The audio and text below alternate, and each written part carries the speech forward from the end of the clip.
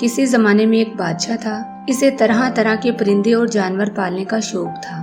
وہ سال میں ایک مرتبہ جانور اور پرندے پکڑنے خود بھی جنگل جایا کرتا تھا. اس کے پاس کئی طرح کے جانور اور پرندے تھے. ایک مرتبہ بادشاہ جنگل گیا. اس نے کئی اقسام کے طوطے اور دوسرے پرندے پکڑے. بادشاہ کی نظر ایک ہرن پر پڑی. اس نے پھندا ڈالنے کی رسی ہاتھ میں لی اور گھوڑا دوڑا دیا. ہرن بھاگتا بھاگتا جھاڑیوں میں گم ہو گیا. بادشاہ کے ہاتھ نہیں لگا. وہ نا امید ہو کر لوٹنے لگا لیکن راستہ بھول گیا. ہرن کے پیچھے پیچھے وہ بادشاہ اپنے ساتھیوں سے نہ جانے کتنی دور آ گیا. اس کے چاروں طرف پیڑ ہی پیڑ تھے.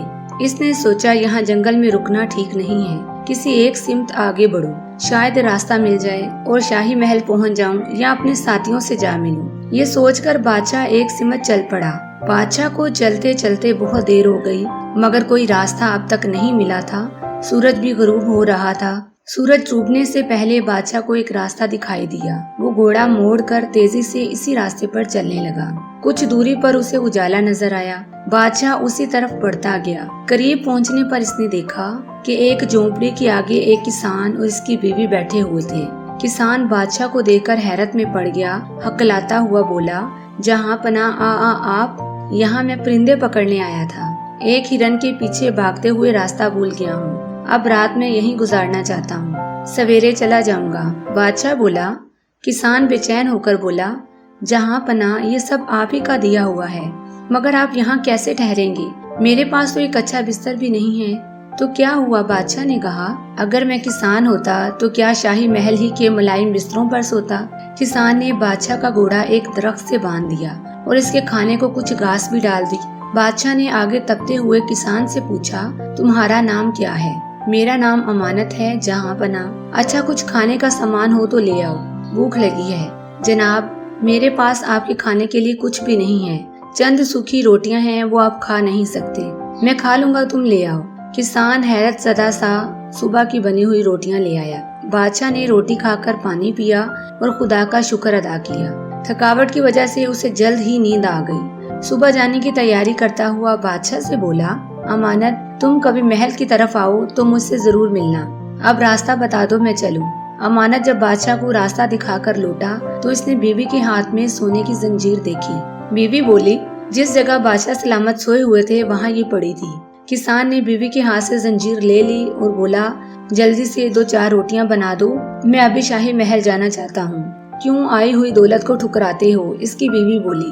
ہم نے کوئی چوری تھوڑے ہی کی ہے. امانت نے زنجیر کو الٹ پلٹ کر دیکھا تو اس میں ایک چمکدار ہیرا بھی لگا ہوا تھا.